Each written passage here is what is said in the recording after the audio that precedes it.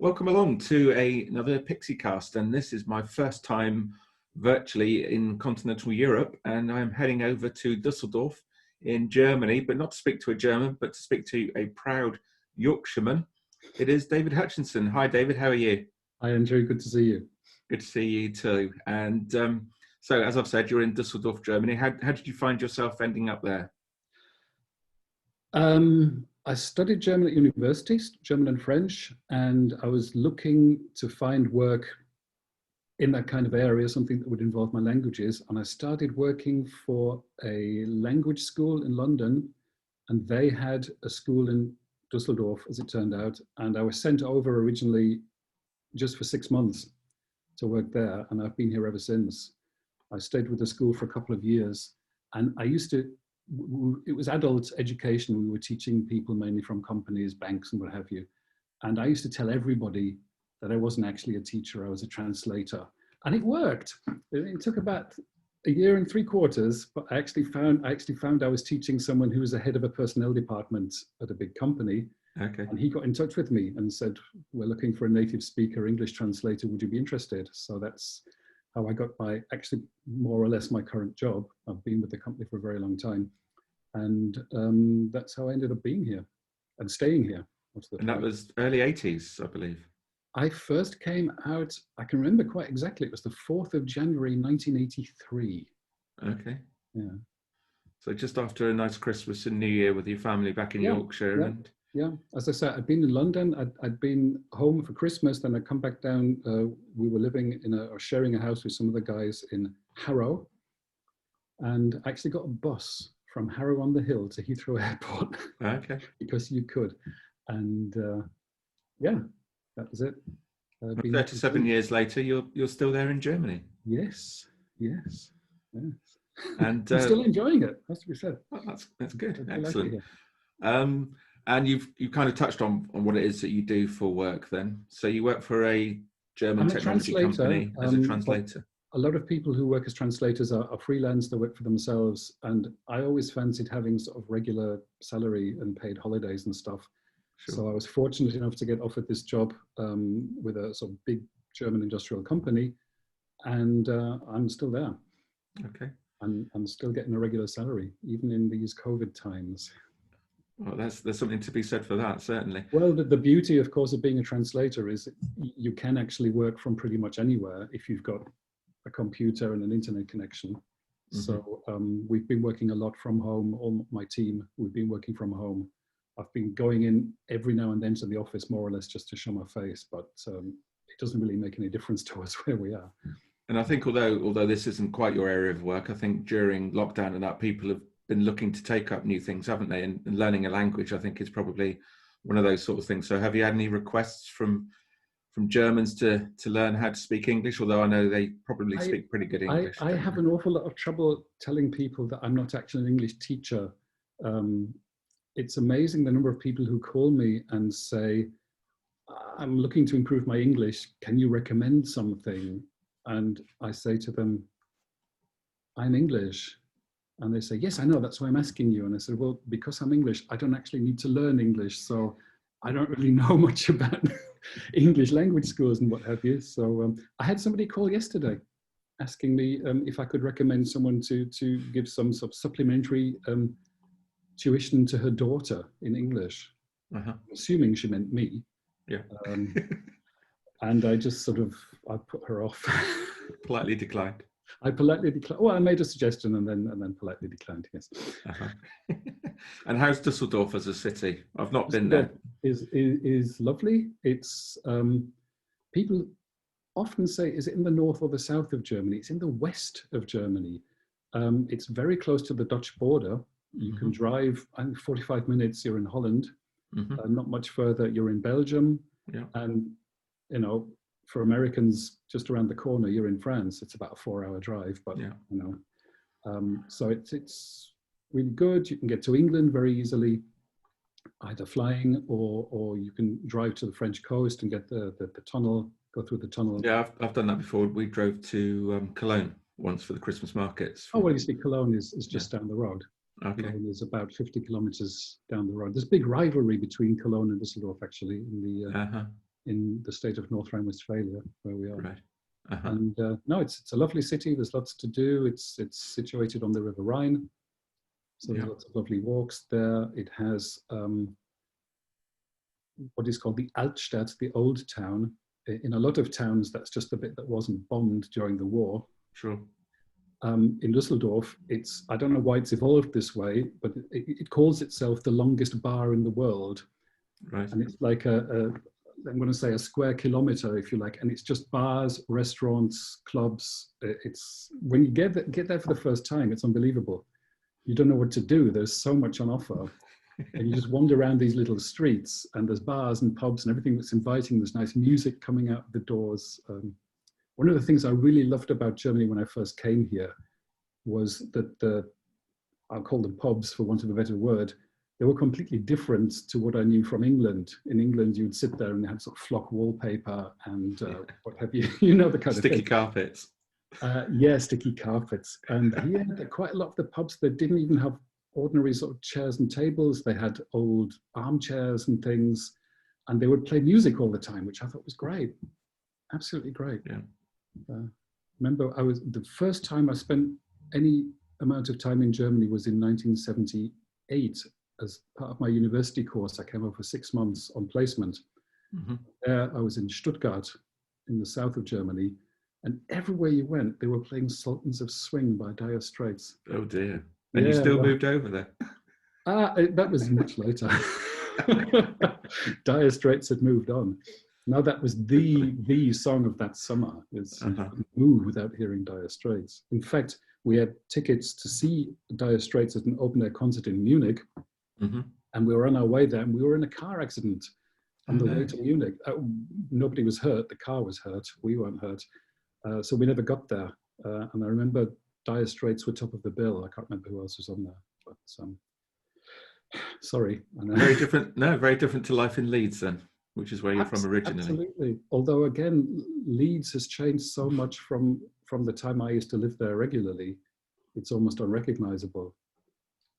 A lot of the places where I used to get a bus is now all pedestrianized, and it's very flash. And I like Leeds. I love going back. I haven't been back for quite a while, actually. No, it's a good city. I like it there. Yeah? Yeah. Oh, thank you. Yeah, I've been there 3 times. We'll chat a little, just a very small anecdote about football, which you know that I like to talk about, and my team, Exeter City.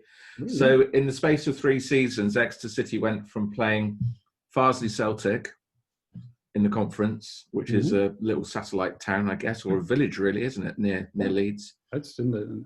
Farsley Celtic, then Bradford City, because we got promoted the following season. And then the following season, we ended up playing your dear team, Leeds United, in the league, when League One. Leeds weren't doing so well, and Exeter City were probably exceeding most expectations. Yeah. And we even managed to beat you once, although you beat us at Ellen Road. But, you know. Yes. Okay. Well, that's honours even then. And I missed out on commentating at Ellen Road as well, which was awful. The reason being is that my friend, who I do a lot of commentaries with, he organised it so badly. He arranged to get married about 18 months prior to that, and Exeter City was sort of mid-table in the conference. Yeah. So we ended up being on his stag in Brussels the weekend that Exeter City got promoted at Rotherham, which is another town that you probably know quite well. And then we said his wedding was all organised for the 8th of August, which was going to be the first weekend of the football season, the following football season. And we knew that we were going to be playing Leeds at some point. And we both said, I just hope that we don't get Leeds United away on the opening day of the season, because he knew that we would be in Jersey for his wedding. Of course, who did we get the opening day of the season? And it was at Ellen Road. So we both missed out on commentating Ellen Road. You've never commentated at Ellen Road? No. I haven't commentated, obviously, but I've been on the gantry, because a very good friend of mine from the UK, he actually works for Sky Sports. He was working for Yorkshire Television at the time. Yeah. And he used to take me along. It was great for me. I could get in to see games for free. And you used to have to go up a very sort of narrow ladder, and then there's a gantry right up the top, really high up under the roof. It's a bit daunting to start with. There wasn't a lot of health and safety then, I don't think, in those days. I don't think they'd be allowed these days, but then nobody worried about it, you know. And I used to go and watch the match, and then my mate would would stick a tape recorder in my hand and say, go down and get an interview. Oh, wow. This wasn't even for Yorkshire Television. I'm sorry, it was for local radio is where he started out, Pennine Radio. Yeah. In Bradford, and he used to give me a tape recorder, and I had to go down.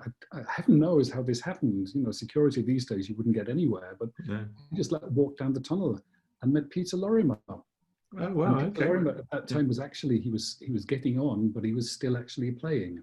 So I interviewed him. Cool. Yeah. So that's a little bit after the dirty Leeds, then, was it?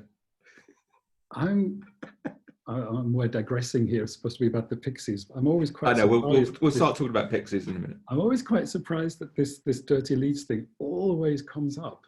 And you're talking about a team from the 70s that, you know, people quite brightly perhaps said used to clog the opposition. And that's 50 years ago. I know. I'm just teasing you, David. So just as a matter of interest, because I rather thought you would tease me, I looked at the statistics for the game Leeds played away to Sheffield United on Sunday and won. And the foul stats were 18 for Sheffield United and 4 for Leeds United in 91 minutes. Now, I'm not very good at maths, but I think that's not very many. Mr. Bielsa has changed your reputation. If we did foul them, he'd probably insist they said sorry. Absolutely. Anyway, we should talk about Pixies. That's why we're here. So tell me how it all began for you. It began, like most people who are English and of a certain age, with John Peel. And I do actually remember I think it was 1988, if that's when Surfer Rosa came out. And he does this. Come on, Pilgrim, certainly, yeah. I do miss John Peel. So do I. Yeah. Oh dear. John Peel there were only 2 people who I didn't know personally where I cried when they died, and John Peel was one of them. I had tears in my eyes, and I was at work. Yeah, me too. Really embarrassing, because somebody came into the office and I said, tears in my eyes, and they said, is everything all right? And I said, no, it's okay, just somebody's died. And they said, oh, who was it? I said, oh, John Peel.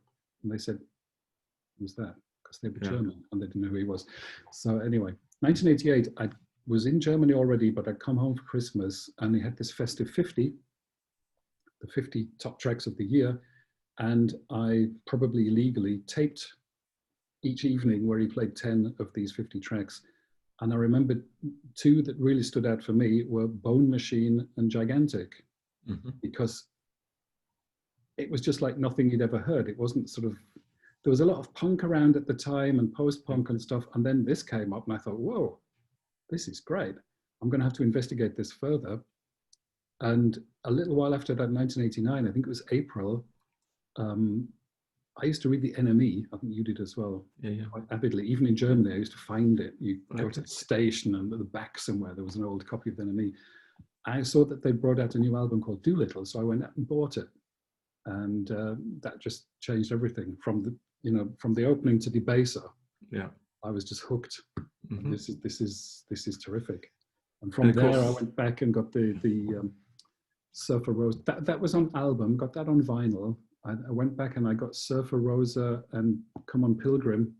This combination. I got that on CD. And I have Bossa Nova on cassette. Would you believe? Yeah. And I think I still do, actually. Somewhere upstairs. Yeah, I've got it. It's down here, because just a couple of weeks ago, I think it was Scott Morby. He said, can anybody remember if the cassette version of Bossa Nova had a transparent case or a black case? That's the kind of question you get asked in our group. Yeah. And I thought, I know this. I went and got my cassette. It's a black case.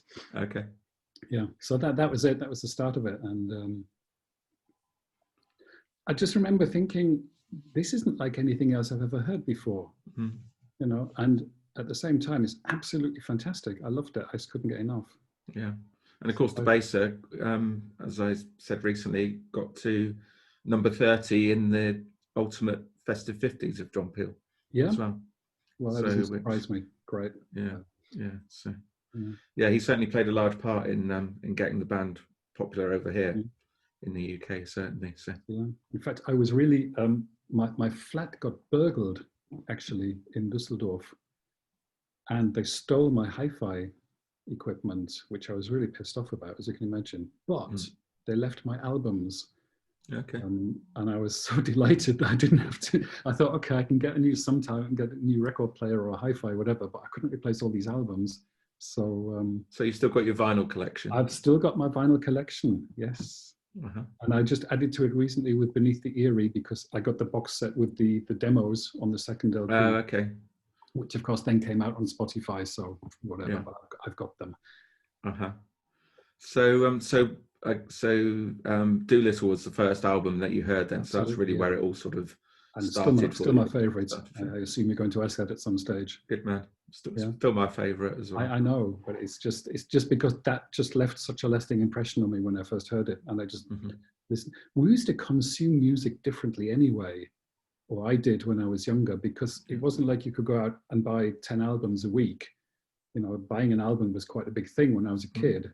It was. And so you got the album, then you listened to it until it more or less wore through, and you'd read every word on the sleeve 14 times. And so when I got Doolittle, I listened to it. I knew it by heart almost. I could sing the guitar solos.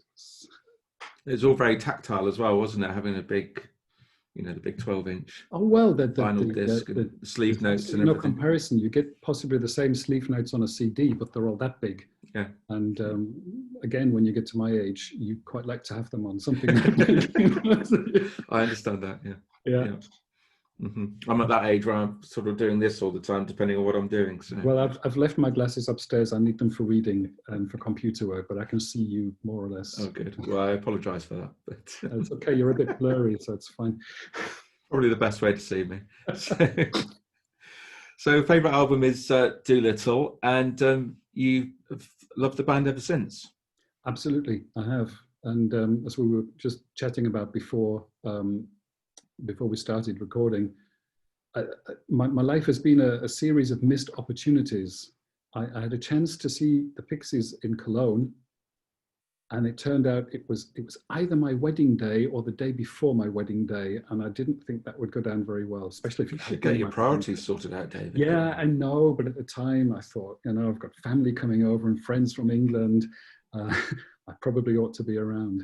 And then, as we were talking about, we have a disabled son who we have to look after quite a lot. So that sort of precludes a lot of going out to gigs and things. Do get out occasionally, but so I finally got around to seeing the band after all these years last year on the Beneath the Eyrie tour, which was absolutely fantastic. Again in Cologne. If they tour Europe, they play Germany, and they normally play somewhere in Cologne. Okay. And they tend to play like Hamburg, Cologne, Munich, Berlin, something like that, like 4 or 5 gigs. Yeah. It's not like in the UK. You're very fortunate. Yeah. Where they'll maybe do 4 nights in a row somewhere in London, and then even Exeter. Oh no, was it Plymouth? No. Well, yeah, I don't like to talk about Plymouth too much, but that's more of a football thing. But no, they played Exeter in 1990. Yeah. On the Bossa Nova tour.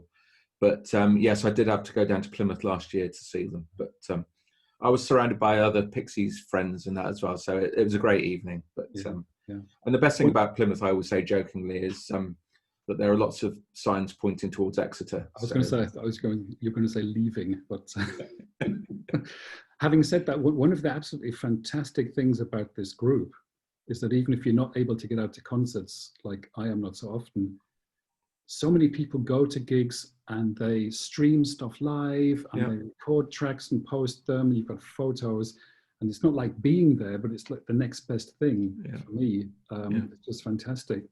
And when I think it was Jason Bostic in the US, when they first started playing some of the new tracks, and he saw them presumably in Nashville somewhere, and he recorded and posted a track that we now know is called On Graveyard Hill, but I think at the time nobody knew what it was called, and we were calling it In the Witching Hour in the group because. And then also St Nazaire, where I used to live. Oh, beautiful place. It might be now. Well, I remember as a kid, I went there probably about 1980, something like that. It's on the beach, isn't it? It's on the coast. That's actually incredible, Andrew, because that's where I was living there. Oh, really? Oh, wow. I was actually living in St Nazaire until from about September 79 until February 1980. So Oh, you were probably wow. there a little bit afterwards. Yeah, we would have been there during the summer holidays, but I just remember the beach, and I just remember it as being a beautiful I'm beach. reading a Maybe little I bit saw the down. best bits of it.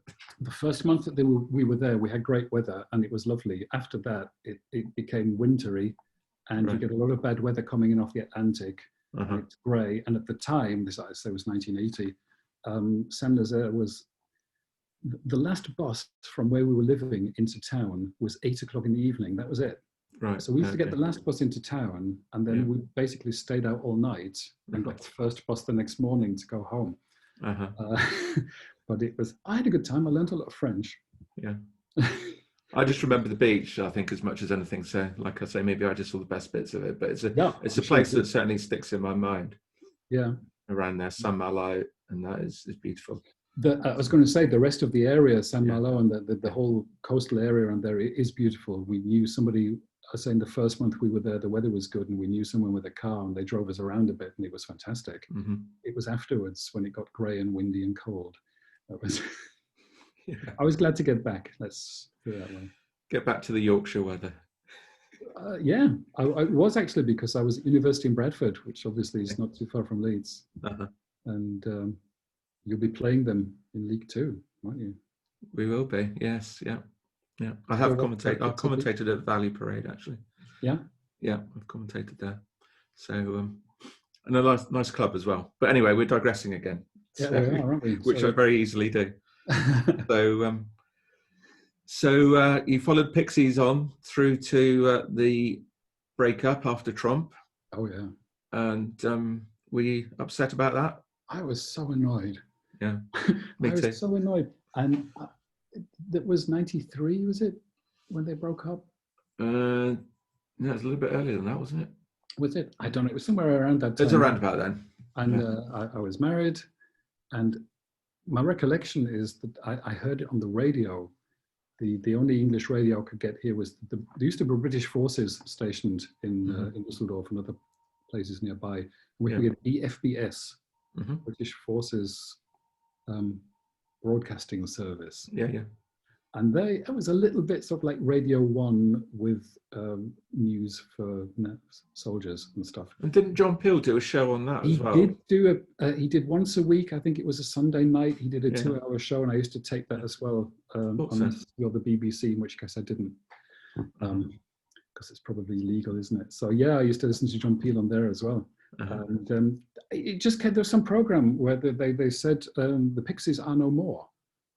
And I thought, what are you talking about? The Pixies are no more. And then I got the NME the week after that, and it said, no, the Black Francis had split up the band by fax, or all these ridiculous rumors going about. And I was so annoyed because I loved them. And I thought, how can a band, and they've just brought out this brilliant album, Trompe le Monde, which I loved. And they split up. What's that about? It wasn't fair. No, it really wasn't fair. No. So I'm going to ask you that tricky question now about a favourite album and then a favourite track. Well, the album I've already said has got to be Doolittle. Yeah. And I wish you'd warned me about this in advance, Andrew. I'd have thought about it. No, I'm going to go with Debaser. Debaser, okay. Debaser, because one of the main reasons is the very first happening that was in Las Vegas with all those lovely people. Somebody taped the encore, streamed the encore, and they did Paz singing All I Think About Now. Yeah. And that went straight into Debaser. And I remember the look on Paz's face. She just looked so happy. She started dancing and jumping up and down. She just looked like she was thinking, this is great. I'm on stage with this band. I love it. And I just thought, yeah, Debaser is great. It was also the encore when I saw them in Cologne last year. And I said to the guy I was with, I said, I'm not leaving until they play Debaser, and they did. So that was lucky. Because I'd still be there now, wouldn't it? That was lucky then. Well, you're in good company because it was also chosen by James Skeen. And as we know, he's a man of at least 300 gigs. So. I knew there were 3 reasons. The third reason, James Skeen chose it, and he has great taste in music. So he certainly does. And he's seen a lot of music over the years as well. He certainly has. So you're a bit pissed off, as you described it, about Pixies splitting up. What did you do in the meantime? Did you follow Frank Black's solo career? I did, but I somehow missed out on his first album, on the one just called Frank Black. I don't know why, because I was reading the NME, so I must have read about it. Maybe I was just so annoyed that I didn't bother. And can you remember back in the day when MTV used to play music? And they had a program that was shown in Germany on Sunday evening called 120 Minutes, which was pretty good, introducing new stuff. On there, I saw the video for Headache from Teenager. And I thought, that's him. That is brilliant. I love it. And so I went out and I bought Teenager of the Year. And whoa, what an album. That is so fantastic. And it's not really Pixies-like. And I think, I don't know if that's what I was looking for, but it was so good. I thought, this is brilliant. So then I went back and I got the first one, and that was great as well. And then your favorite album came out, or your favorite cover, and I loved that as well. I'm growing to love it, but I still don't like the cover. Is it just the cover you don't like, or the? Yeah, it's the cover that I don't like, but I think the cover actually just put me off listening to it for a long time. Who did that other cover the other day with your face? Yes, that was a combination of Julian Rees-Thomas, who was with me, although we didn't know each other. He was with me at the Bossa Nova 1990 gig at Exeter Great Hall, because he's from sort of down this way originally. And Kimball also played a part in it as well, in putting that lovely image together for me. Yeah. Oh, it's good. And it's so much better. Well, he'd have sold so many more albums if he did that. Not sure if that's a compliment or not, but thank you. I'll take it. No, I would have gone gold if he'd had that. Yeah, so I don't know what it is. Just something for a long time, I just couldn't get past that album cover to actually listen properly to the album. About it. Pardon? You actually had nightmares about it. I did once, yeah. It was just once, yeah. Somebody has to interview you, Andrew, one day. I'm asking you lots of questions I'm not supposed to. But you feel free to ask me questions. It's not a problem. So do you have a favourite track of Frank Black's Black Francis solo career? Yeah, well, like most people have said, this will change on a daily basis, and it was until yesterday evening. It was going to be from Teenager. It was going to be White Noisemaker. Okay. Then we had something very interesting happen just yesterday evening. Our son Michael normally doesn't like it if we listen to music. He just tells us to turn it off. He can listen to music, that's fine. If we want to, no, I have to turn it off. Okay. And for some reason yesterday evening, he said he wanted to listen to music. And I just put Teenager of the Year on. I had Spotify, we have a Bluetooth speaker. And normally he'll listen to it for about 10 seconds, then say, turn it off. Yeah. And he didn't. Okay. So we played about 8 tracks of Teenager, and then I started going through the Pixies back catalogue. This is Spotify, so you've got everything. Yeah, and I played tracks of every single album. We listened to Frank Black and the Pixies for about an hour. Wow. Without him saying turn it off, which is, I can't put into words how fantastic that is. That is really a big breakthrough. I'm going to try again this evening. He'll probably tell us to turn it off after 10 seconds. And while we were listening to Freedom Rock, with the lyrics, my name is Chip and I'm different, my wife said, every time I hear this, I think about Michael because he's different. Sure. So I said, if that's not a good reason for it to be my favorite Frank Black track, then I don't know what is. So I'm going to go for Freedom Rock. Brilliant. And did he hear Freedom Rock when you were going through it last night? Yeah. I think it was pretty much the first one I played. Okay. Brilliant. That's another one that's popular. I'll just refer again to my spreadsheet. I know it has been chosen by Peter Norris. Yes. Again, you're in good company. Great company, yes. And the lovely Helen Owen, sometimes known as Helen Young.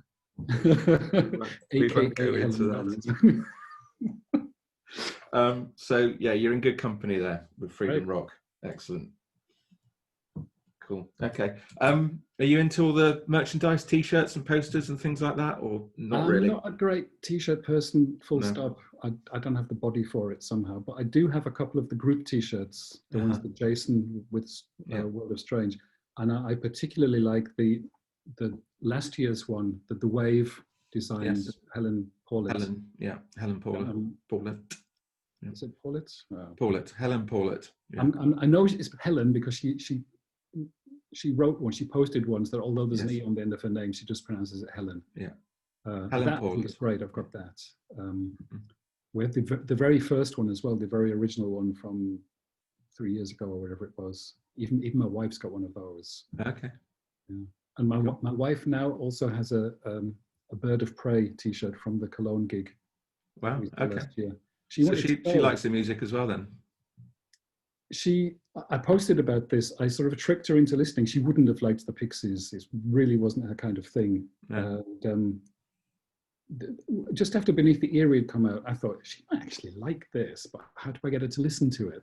Yeah. And I knew one day that she was, for some reason, we were swapping cars. She was taking my car. I can't remember why. Uh-huh. I just left Beneath the Eyrie in the CD player, and so that it would turn on as soon as she started the ignition. Yeah. And I didn't start at the beginning. I started, I think it was Silver Bullet or one of the sort of. Anyway, she came home and she said, "What was that in your car?" I said, "Oh, sorry, that was the latest Pixies album." She said, "It was great." Oh, what? And I thought, what?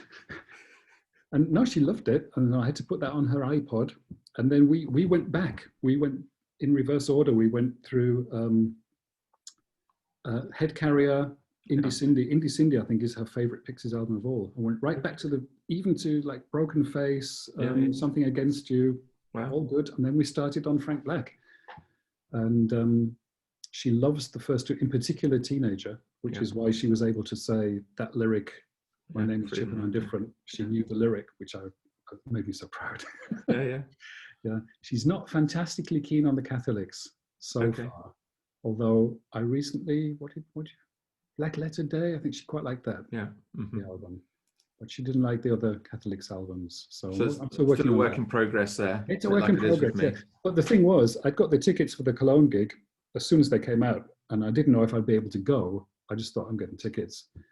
And in April of last year, I just had my 60th birthday, and we decided to celebrate we hired a big Airbnb in Holland for some reason, because it's nearby, with about 15 friends, and we had a week in Holland, which was absolutely brilliant.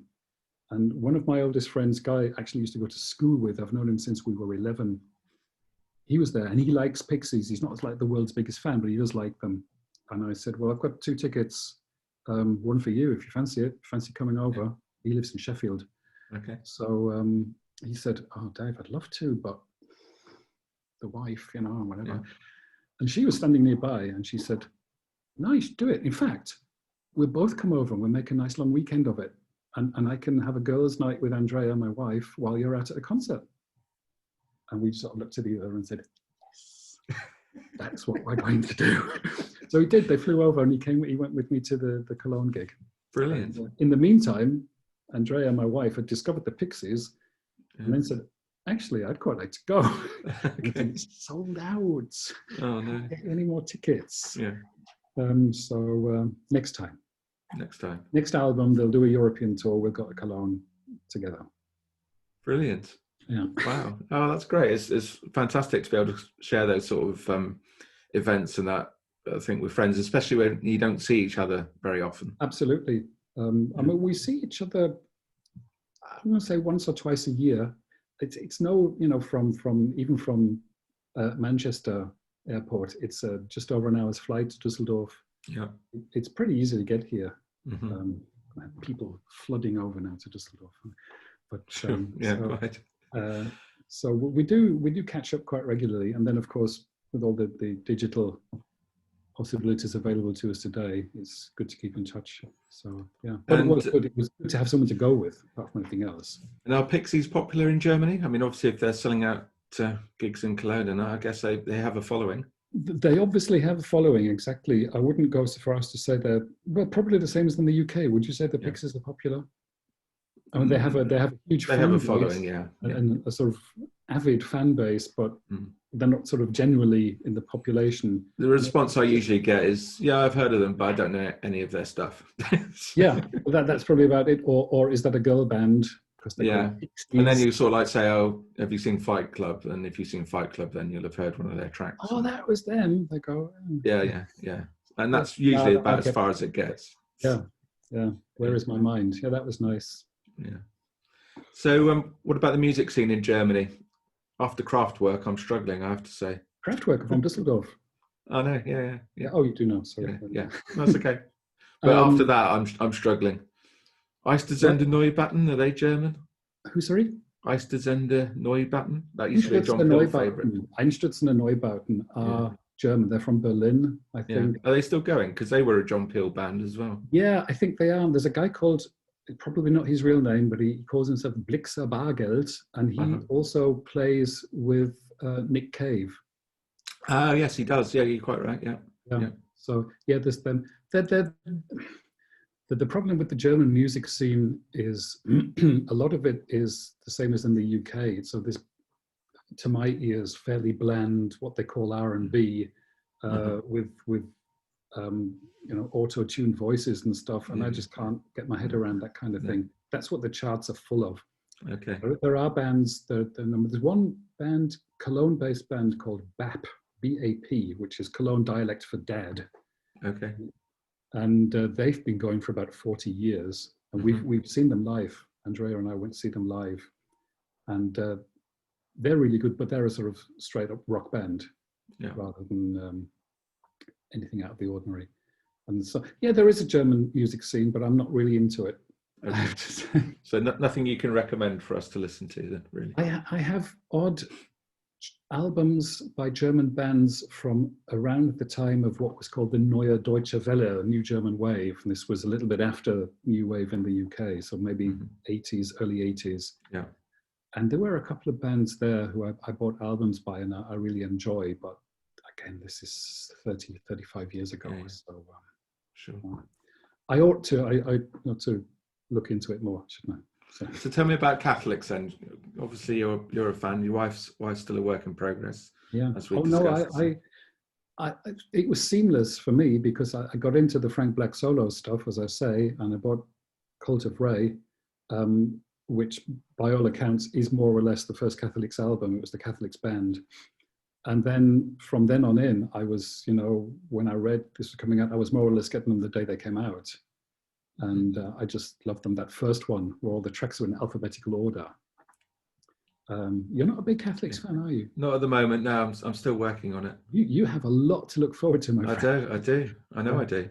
Yeah, it's quite frightening actually when I see how much they produce. Yeah, and then that was followed by Pistolero, which again I thought was absolutely brilliant.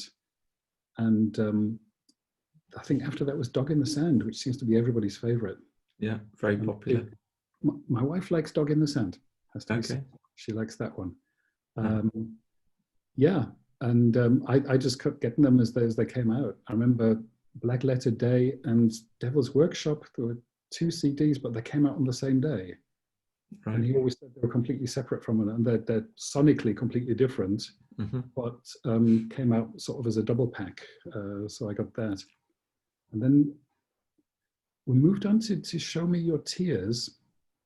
And I have to say, I wasn't all that keen on that one to start with because it was more what people say he was getting a little bit country, or it sounded to my ears a little bit more country-fied, pedal steel on there.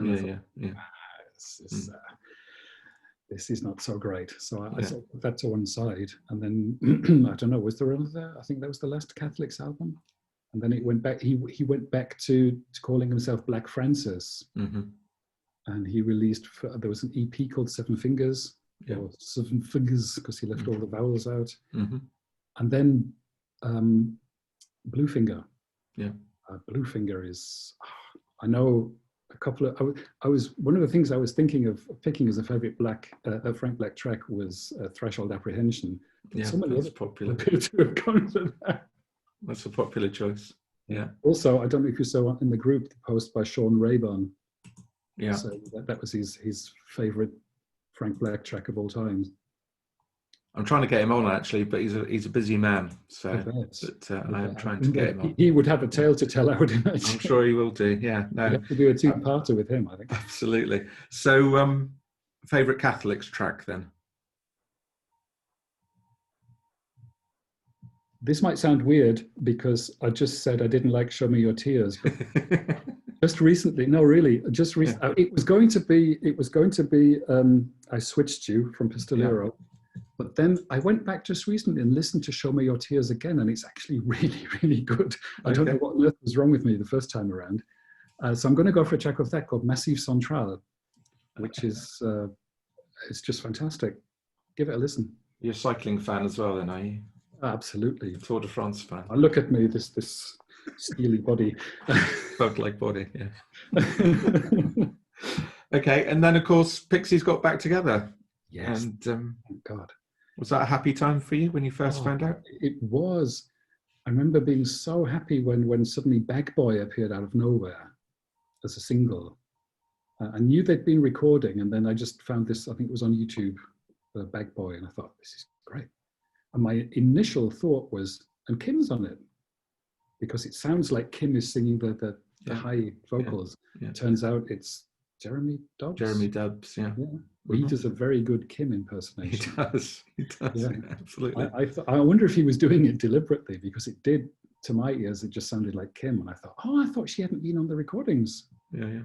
And then they brought out these EPs, the 3 EPs with each with 4 tracks on.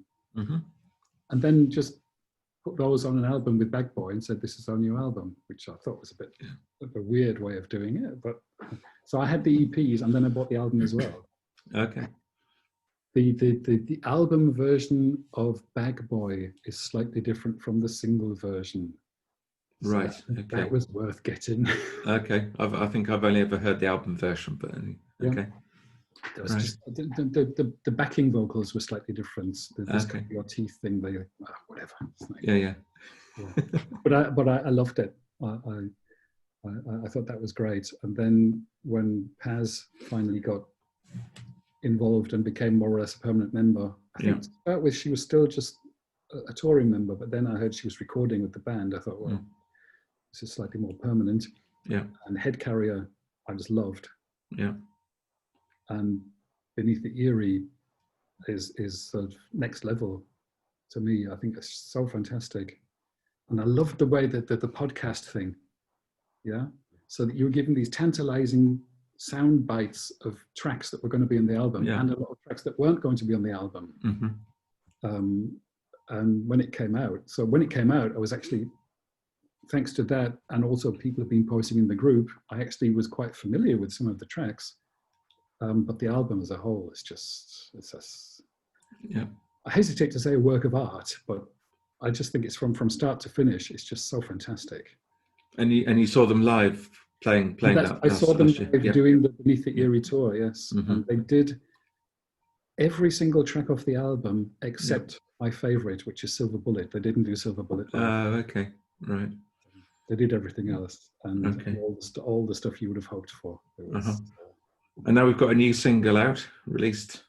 Which I've got on order. Last week? Yeah. You've got on order, okay. Oh, they did this 12-inch yellow vinyl. Okay, have you heard it yet though? Oh yeah. Okay. I love it. In fact, that was, I was saying with our son last night, that was actually the first song I played. Right. I was watching the video of that while he said he wanted to listen to music, so I just put it on loud and Hear Me Out. And again, he didn't ask me to turn it off. Okay, so he likes Paz's voice then? Yeah, it's good, isn't it? It is a good voice, yeah. My wife Andrea said, who is that? It sounds like the Pixies, but it's not the Pixies because it's a woman singing. Yeah. And I said, it's Paz singing. And she said, oh, right. And I don't think she was quite so convinced as I was. But, no, I loved it. And I'm really, really looking forward to, I've ordered the single. I'm really looking forward to hearing them cover a T-Rex song. Mambo Son from the I can't remember what the album was called. Electric Warrior. A friend of mine at school, this is how old I am, I remember that coming out. And he had the album, and he has such a great, cool cover with Mark Bolan and a huge stack, and it's just outlined in gold. Yes, I know. Yeah, I can picture it. Yeah. And Mambo Son is on there. I'm really looking forward to how the Pixies cover that. I'm also hoping at some stage there were 2 other covers that were mentioned in the podcast. One of them was a Captain Beefheart song, and the other one, I can't remember at all what it was. I'm hoping they'll come out sometime as well. I'm sure they'll put it to waste them.